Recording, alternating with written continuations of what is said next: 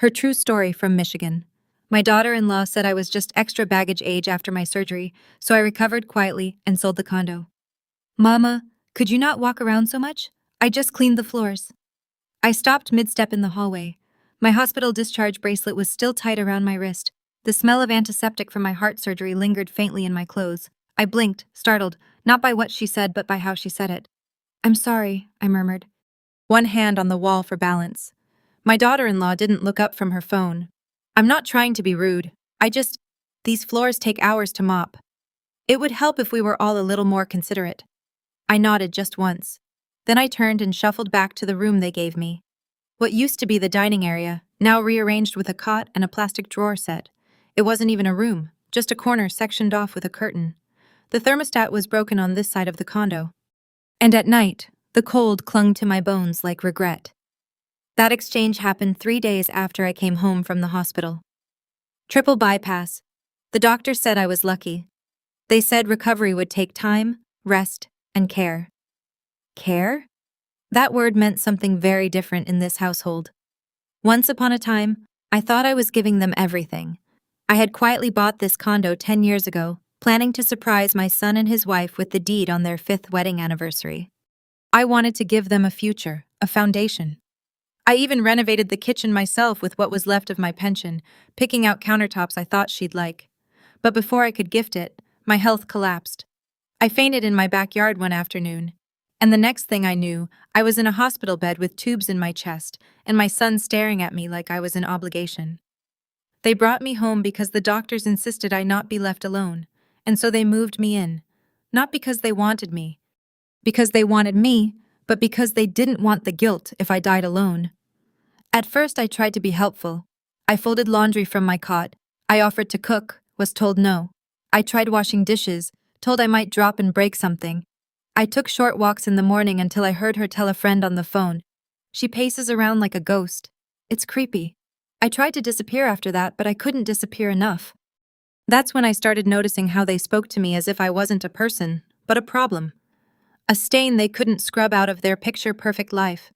She just sits there. I overheard her say one night, "It's like having a toddler and a ghost rolled into one. And she doesn't even pay rent." My son didn't say anything. Silence is agreement. I kept that sentence with me like a prayer. I held it close when the nights were long and the cold settled deep into my surgery scars. They thought I was a burden, an extra mouth, a mistake they were too polite to kick out. What they didn't know, this home, this 3-bedroom condo in a quiet Michigan neighborhood with lake access and cherry trees, still had my name on the deed. Sole owner, Evelyn M. Parker. They never asked. They assumed. I suppose they thought I'd signed it over years ago. I didn't. I couldn't. Something in me, some old whisper of survival, told me to wait just in case. And now, as I limped through the days, careful not to make noise, careful not to mess up the floors, I started paying attention. I started listening to what they thought I couldn't hear. One morning, I was pouring myself a glass of water, slowly, carefully, when my daughter-in-law walked in and froze. "Oh," she said flatly. "I thought you were still sleeping. I wasn't supposed to be awake. I wasn't supposed to be standing. I wasn't supposed to be here." That's when I realized I wasn't a person to them. I was background noise, furniture, luggage from a trip no one remembered taking. A parasite in my own home, but I smiled anyway. "I'll be out of your way in a second," I said, moving slower than ever.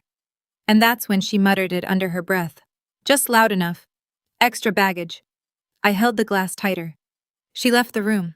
I stood there for a long time staring out the kitchen window. The trees outside were bare. Winter was coming, and so was something else. They thought I had no power left. They thought I had no money, no spine, no voice. But they forgot something vital. I had the deed, and I was no one's baggage. I came back from a doctor's follow-up one Tuesday morning to find my bedding rolled up, my oxygen monitor unplugged, and my belongings stacked in a neat little pile next to the coat closet. At first I thought they were cleaning. Then I saw the air mattress inflated, laid out flat right next to the washer and dryer. "Hey, Mama," my daughter-in-law said, walking in with a tray of tea. "Quick update. We're just reorganizing the rooms a little. My mom's flying in from Arizona for a few weeks. You know how she hates the cold and her knees can't handle stairs. So, we figured it'd be easier for her to take your room." My room? She meant the room I'd been staying in since my heart surgery. the one with a door and a window and a heater that actually worked. Now, apparently, it belonged to someone else. I didn't ask questions. I didn't argue. I just nodded like I always did. But don't worry, she added, placing the tray on the kitchen counter. We made it nice and cozy in there. There's a nightlight and everything. There, of course, meant the laundry room. Technically, it was more of a utility closet.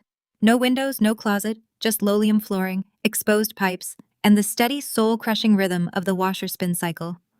I was 72 years old, recovering from open heart surgery, and I was being asked to live in a room where people kept mop buckets. I stepped inside cautiously. The air smelled like detergent and mold. The mattress barely fit between the machines and the wall.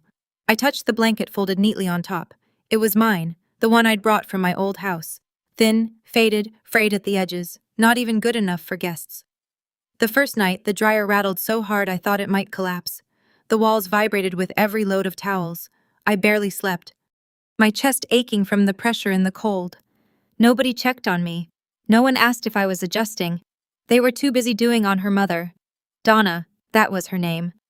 Dawn arrived 2 days later with 2 matching suitcases and a silk scarf tied around her neck. She smiled, handed me a bag of almonds, and said, "You must be Evelyn. I've heard so much." I wasn't sure if that was a good thing or not. They gave Donna the guest room with the in-suite bathroom, brought her tea every evening, asked for her opinion on throw pillows and pasta sauces. When she coughed, they ran for thermometers. When I coughed, they turned up the TV. I watched it all in silence. From my corner of the house, past the kitchen, behind the hallway closet. I watched a woman walk into my home and take my place. Not just in the room, but in the family. They called her Mama D. My son called her Ma. He used to call me Mom. Now he mostly just said, Could you close the door? Could you not be here right now? Could you move that laundry basket?" It wasn't just what they said. It was how they looked at me, like I was a remnant from a former life they were too ashamed to acknowledge. Something worn out, awkward, too stubborn to throw away, but too inconvenient to keep around. I began keeping a notebook. At first it was just to pass the time, something to do between naps and blood pressure readings, but soon it became something else. I started writing down every comment, every slight, every sideways glance or offhand joke made at my expense. She keeps milk in the back of the fridge like we don't have a system. She wore the same sweater 3 days in a row. Does she even shower? I swear. I think she eavesdrops on us. It's creepy. Page after page, quiet documentation of every moment. They thought I wasn't paying attention. They thought I was fading. They didn't realize I was archiving. One night, I sat in the dark on my air mattress and listened to them laughing in the living room. My son, my daughter-in-law, and Donna watching some show, eating popcorn. I hadn't been invited. Donna laughed so hard she wheezed. My son rushed to bring her water. I clutched the notebook tighter and whispered into the dim room, "You're not invisible. You're not crazy. You're not done." I wasn't sure who I was talking to, me or someone I used to be. But I knew one thing. This house wasn't theirs. It never had been. And the day would come when they'd realize it. One creaky, cold, ungrateful breath at a time. The kitchen used to be my sanctuary. Not just a room, but a rhythm. I knew exactly how long to let the garlic sweat in butter before adding the onions. How many turns of the wrist it took to twist open the stubborn spice jars. It was the one place in any house where I didn't feel like a guest until Donna moved in. From the moment her suitcases touched the floor, the house rearranged itself around her, and the kitchen, my final refuge, became her empire. It started with small things. She moved my cast iron skillet to the garage, said it was too heavy and dangerous on glass stovetops. She replaced the spices I had restocked just 2 months ago with organic blends that tasted like wet leaves. When I tried to make a simple chicken soup one afternoon, she waved me away with a thin smile. "Oh, Evelyn, let me do that. I have a lighter touch." A lighter touch. I backed off, hands trembling, not from age, but restraint. Within a week, I wasn't allowed to cook anymore. Not directly told, but maneuvered out. The knives moved, the labels changed, the pantry reorganized so I couldn't reach what I needed. One evening, I shuffled to the fridge to get the last of some leftover rice. I was hungry, and it was late. No one had offered me dinner. My daughter-in-law caught me just as I opened the lid. "Oh, Mama, we actually made something special tonight. I'm not sure the rice will go with it. Could you maybe ask first next time? Ask in the home I bought for permission to eat." I nodded. Later that week I tried to make toast. Simple toast. The toaster had been replaced with an air fryer. I didn't know how to work it. Let me, Donna said, snatching the bread from my hands. These machines are smarter than they look. No offense, none taken. Just add it to the list. I took my tea, lukewarm and unsweetened, and returned to the laundry room where the hum of the dryer greeted me like an old friend. I didn't eat that night. Hunger didn't hurt as much as humiliation. I became a ghost in my own home, floating from corner to corner, avoiding eye contact, swallowing my pride like gravel. I made myself so small I could fit between the broom closet and the recycling bin. One night, I woke from a light sleep to the sound of laughter, muffled voices. My hearing isn't what it used to be, but some words still pierce clean through flesh and bone. I tiptoed toward the hallway, following the sound. They were in the living room, Donna, my daughter-in-law, and my son. The TV was off. The wine bottle was half empty. They were talking about me. She just lingers, my daughter-in-law said, her voice syrupy and sharp like she's waiting for someone to ask her to leave. I mean, she doesn't pay rent, doesn't help. Donna does more in one day than she's done all month. Donna chimed in. Then the line that stayed with me. She's like a barnacle, just attached to the house, sucking it in. My son didn't stop them. He didn't defend me. He didn't say a word. I sat down behind the hallway door, careful not to breathe too loud, and listened to every syllable. They thought I was asleep. They thought I couldn't hear. But I heard everything. And the worst part, I wasn't surprised. I didn't cry. Not there. Not then. I just sat on the cold tile and let their words settle into the cracks of my chest, next to the wires and the stitches, and the memories of when I used to be their whole world when he was 5, and cried if I wasn't the one to tuck him in when he was 17, and begged me to co-sign his first car loan when he was 23, and brought home the woman who would one day call me a parasite. That night, I took out my notebook and wrote 3 words. Ghosts have ears. I underlined it.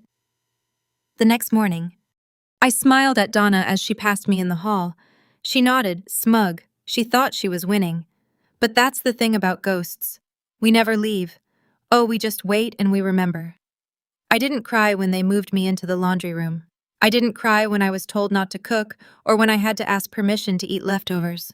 But that night, lying on an air mattress beside the dryer, chest still raw from surgery, heart pounding, not from pain, but from something colder, I came close.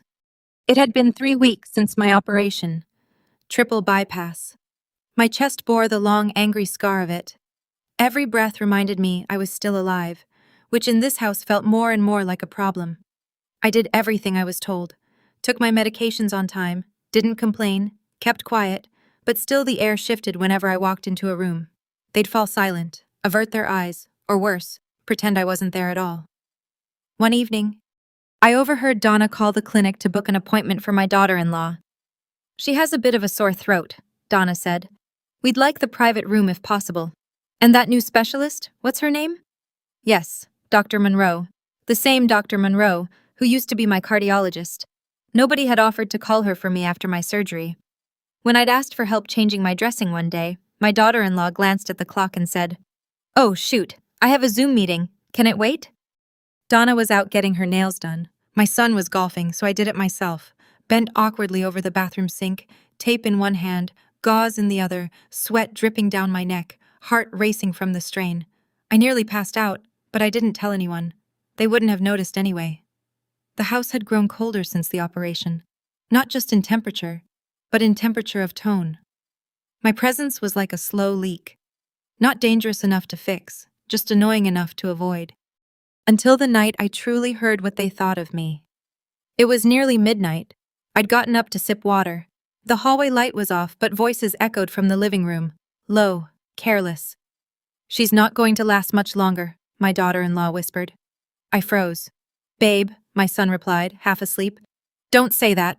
I'm just being honest," she said, her voice sharper now. "She's declining.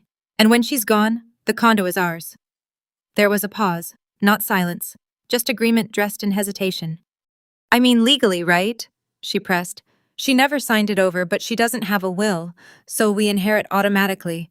He didn't respond right away, just sighed. "Yeah, I guess." I pressed my back to the wall. They weren't waiting for me to recover. They were waiting for me to die. The water glass trembled in my hand, but I didn't drop it. I made no sound. just turned around step by aching step and returned to the room that wasn't a room, where I stared up at the ceiling and felt something inside me turn solid. They thought I was weak. They thought I was done. They thought I had no plan, no power, no idea. They were wrong. The next morning, while they were out shopping for throw pillows, I hobbled to the far end of the condo, back to the hallway closet where they'd stored my things. Tucked beneath a box of Christmas lights and an old waffle iron was a metal filing box I hadn't opened in years. I dusted it off. Inside, insurance papers, letters from my late husband, and there in a plastic sleeve folded but intact, the deed clear as day. Owner of record, Evelyn M. Parker. No co-signers, no transfers, no liens. They had never asked, never cared to check. They assumed, as people often do when dealing with the elderly, that I was forgetful, that I had no memory, that my generosity was blind and my boundaries long eroded. But I remembered everything. I remembered the lawyer I'd used, the fees I paid, the day I walked out of the county office with my name etched in black ink. I stared at the paper for a long while. Then I folded it back and placed it carefully in a new envelope, one that I labeled in crisp handwriting to be opened in the event of disrespect. Later that week, I watched them toast to new beginnings with Donna in the living room. I sat quietly in the corner, sipping my weak tea. I didn't smile. I didn't speak. I just stared through them and thought, "You want this house? You'll have to earn it, and you've already failed the test." The paper was smooth beneath my fingers, too pristine for what it held. That morning, I sat at the edge of my mattress in the laundry room, the metal filing box open in front of me, the deed unfolded with quiet reverence. It felt like holding my younger self in my hands. I hadn't seen this document in over a decade. I hadn't needed to, because I remembered. I remembered the cold steel chair in the clerk's office. I remembered the notary who shook my hand and said, "It's all yours now, ma'am." I remembered how proud I felt walking out into the autumn air, knowing I had secured something lasting for my son.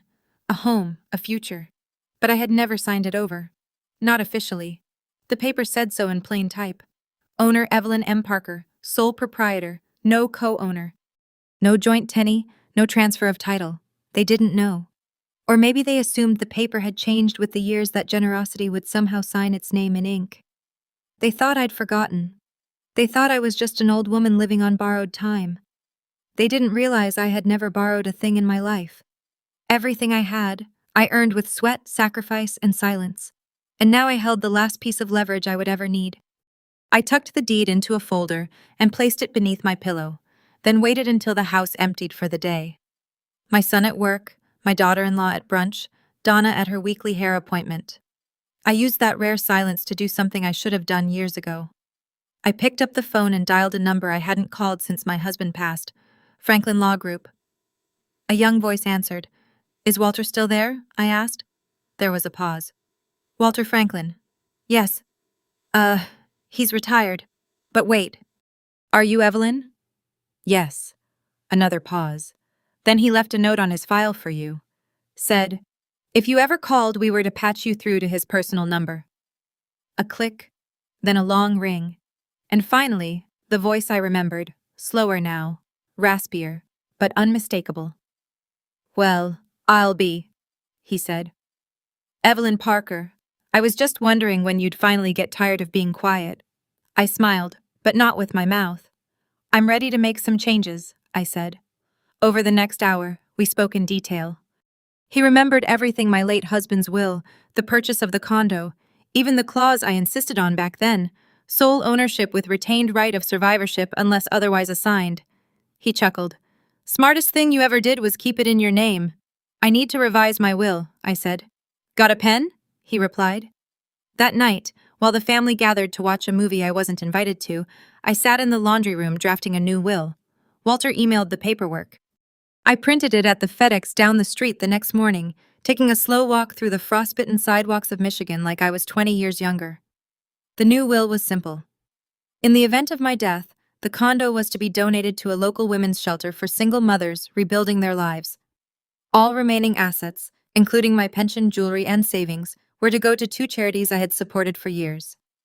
My son and his wife were to receive nothing, not out of spite, but out of clarity. They had made their feelings toward me abundantly clear. They had treated me as a burden. And so, I lifted that burden from their lives by removing myself and the benefits that came with me. Walter said he'd send a notary to the house for signatures. I told him not to worry. I had 2 old friends at the senior center who owed me a favor. Witnesses were no problem. That night, as I slid the signed will back into the same filing box where I'd found the deed, I felt something I hadn't felt in years. Control. Not the kind that screams, not the kind that threatens, the kind that sits in silence in the still hours of the night, knowing it no longer owes anyone anything. They still thought I was sleeping all day. They still thought I was waiting for death. But I was wide awake and I was planning. Some betrayals don't come with shouting. They arrive in whispers behind closed doors, or through half-heard phone calls at the wrong, or perhaps perfectly right time. It was early afternoon, the day after I signed my revised will.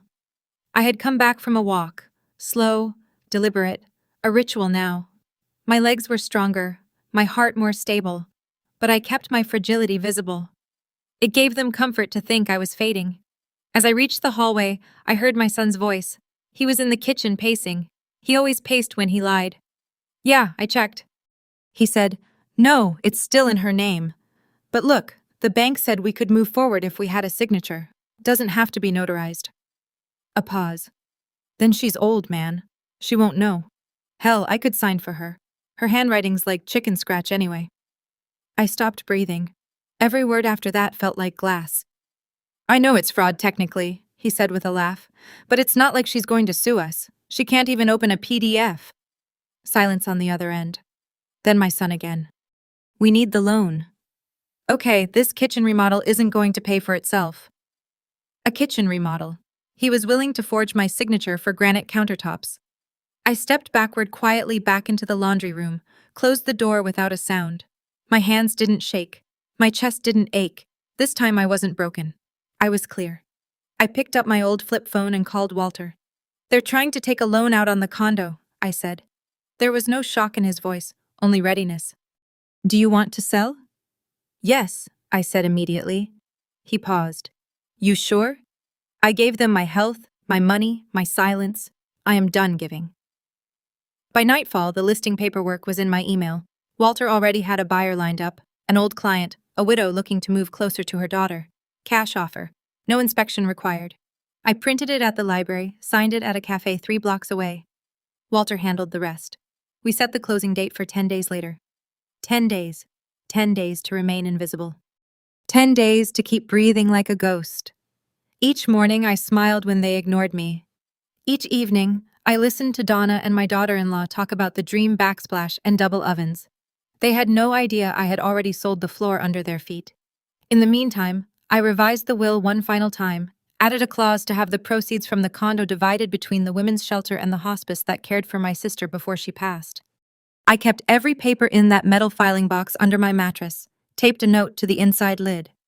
If found, assume the owner knew exactly what she was doing. The morning of the closing, I rose earlier than usual. I dressed in my best, a navy coat I hadn't worn in years, my mother's brooch pinned just above my heart. I made coffee. I didn't drink it. I just waited. At 9:45 a.m., a knock at the door. My son answered.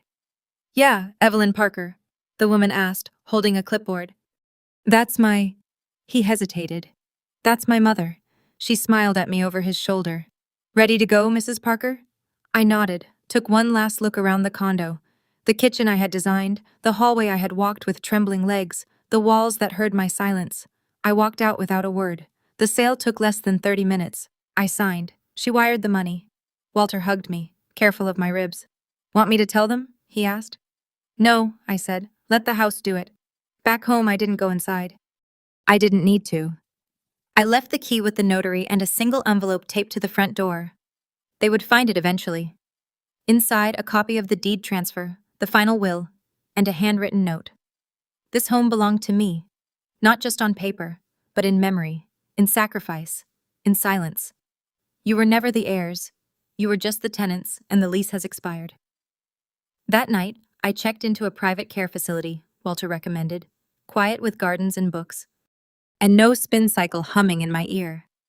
For the first time in months, I slept without flinching. And I dreamed not of revenge, but of space, the kind of space only freedom can buy. The morning they planned to visit the bank with forged paperwork was the same morning I left without saying goodbye. They had no idea I knew. No idea I had already sold the home they thought they could steal. At 6 a.m., I slipped on my navy coat, the same one I wore the day I closed the deal, and packed the last of my belongings into 2 suitcases. Nothing extravagant, just the essentials, my notebooks, my photos, my dignity. By 6:30, a discreet moving company I'd hired arrived. 2 kind young men who didn't ask questions. I pointed only to the items I had purchased myself. My books, my tea kettle, a few antique frames. The rest I left behind, like shedding old skin. By 7:15, everything I wanted was loaded into their van. By 7:30, I locked the door one final time, but I didn't leave it empty. On the kitchen table, where they often laughed and drank wine without me, I placed a wooden box, polished, unlocked, and carefully centered beneath the overhead light. Inside it were 3 things. 1, a copy of the signed and sealed purchase agreement. 2, the wire confirmation that the sale had closed. 3, a copy of my new will, cold, unambiguous, legally binding, and on top, folded with precision, a single sheet of note app. I wrote in my cleanest, calmest handwriting, "You had a home because I gave it. Now you have a lesson because you took too much." Evelyn M. Parker. No threats, no accusations, just the truth. At 8 a.m., the car Walter had arranged pulled up to the curb. "Ready, Mrs. Parker?" the driver asked, holding the door. I took one last look at the building, the place where I once planned surprise gifts and homemade dinners, the place where I was reduced to whispers and empty plates. Then I got in. The assisted living residence wasn't some dreary institution. It was a dignified, sunlit campus overlooking a quiet pond filled with lies and geese. I had paid for 2 years in full using a portion of the condo sale. The rest, as Walter ensured, was already moving into the charities I named. I was greeted with chamomile tea and a clean, heated room. They had my name on the door. Not Mama. Not extra baggage. Evelyn M. Parker. By noon, I was unpacked. By evening, I was reading again. Something I hadn't done in months. Back at the condo, they were likely walking in, expecting keys, expecting control. Instead, they'd find a table with nothing left around it. No inheritance, no mercy, no warning, only the echo of their own words and the woman they thought couldn't hear. That night, I slept with the window open. The breeze smelled like lavender enclosure. They must have arrived in the afternoon, shopping bags in hand, maybe still laughing about tile samples and mortgage rates, maybe still convinced they had the world wrapped around their entitled little fingers. Then they saw the open door. Then they saw the empty closets. Then they saw the box, not hidden, not locked, just waiting, patient, polished, and final. Inside the original deed, showing my sole ownership, the finalized sale contract sealed and signed, the will that excluded them completely, and at the top, on cream paper with gold-trimmed edges, the note I knew they would never forget. This was once meant to be a wedding gift, but gifts are for the grateful, not for those waiting for someone to die. Evelyn M. Parker. I imagined the silence was deafening. I imagined Donna reading it twice, then again, unable to believe. I imagined my son staring at the papers, realization dawning too late, that his mother had been watching, remembering, calculating. They tried calling me 5 times, then 6, then from Donna's phone, then blocked, then private. I didn't answer. I wouldn't give them that. They didn't deserve my voice. They had ignored it for too long. In my new home, someone else answered when I rang the bell, smiled when I walked into the dining room, called me by name. At sunrise, I walked the garden paths with a nurse named Helen, who liked to hum old gospel songs. At night, a volunteer read aloud to me from dog-eared novels, pausing whenever I laughed or teared up. I was no longer in the background. I was seen. I was known. And for the first time in a decade, I slept through the night dreamless, peaceful, whole. No ghosts, no whispers, no spinning dryer to drown my dignity. Just me, still standing, still here, still Evelyn. It was a quiet Tuesday in April when Margaret knocked it gently on my door. She never barged in.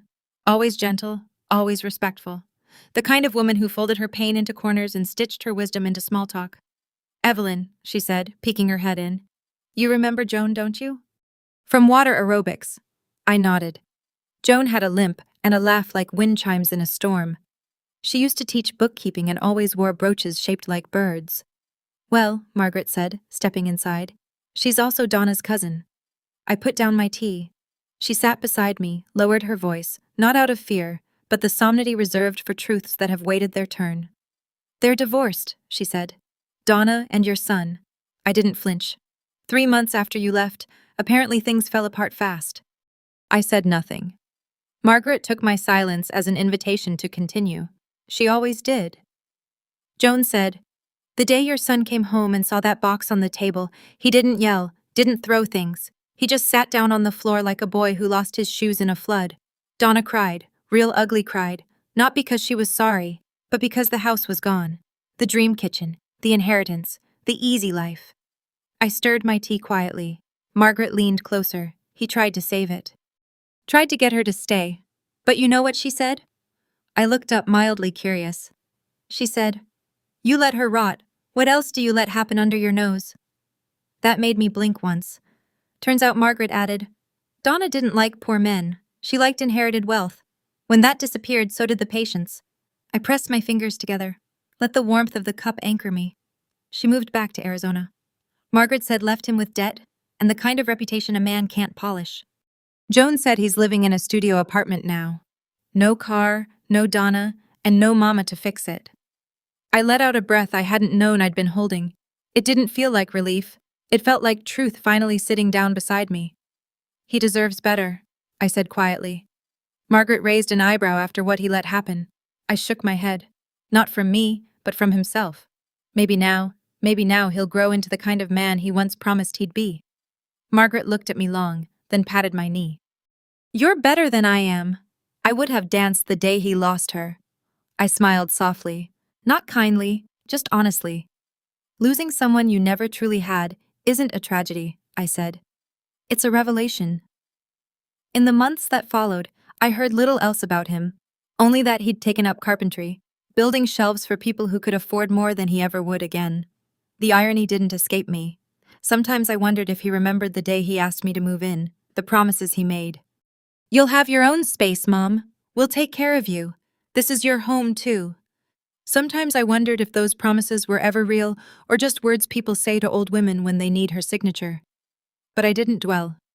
Instead, I kept walking the gardens each morning, kept showing up to book club where we debated Tolstoy like the world hadn't betrayed us, kept receiving postcards from the charities I donated to, the ones who named a reading room after me. No plaque could replace a son, but it didn't need to, because peace doesn't always come in the shape of reconciliation. Sometimes it comes as a closed door with no one knocking from the other side, and sometimes that's enough. Have you ever felt invisible? Not because you were quiet, but because they chose not to see you. Have you ever stood in a room full of your own family and felt like a stranger? Like furniture they no longer noticed? Or worse, an object they wanted out of the way? Have you ever been called a burden?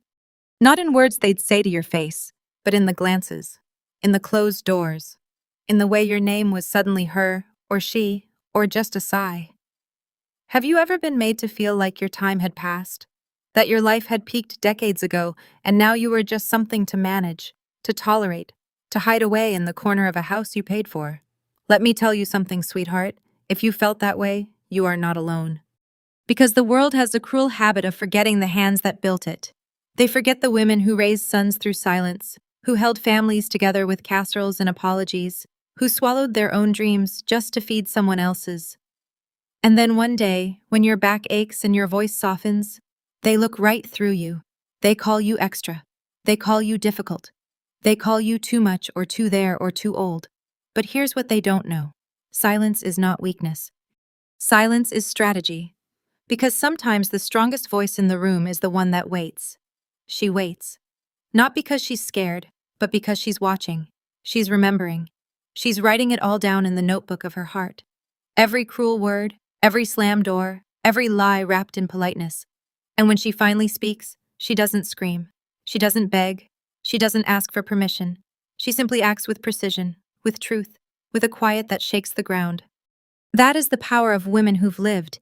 That is the power of memory sharpened by pain, of kindness pushed too far, of dignity that refuses to die quietly. Here at Grandma True Stories, we don't tell fairy tales. We don't tell you that everything gets tied up with a bow or that every wound is forgiven with a hug. We tell the truth. We tell the stories of grandmothers who were dismissed until the day they stood up and changed the ending. We tell the stories of silent revenge and overdue justice. of betrayal and memory, of sacrifices made and never acknowledged until now. These aren't just stories, they are warnings, they are reminders, they are revolutions and whispers. And to those who still think age makes us irrelevant, let me say this plain and clear. Revenge has no expiration date, so if you've ever been made to feel invisible, if your hands still remember the shape of heartbreak, if your silence was mistaken for surrender, then you've come to the right place.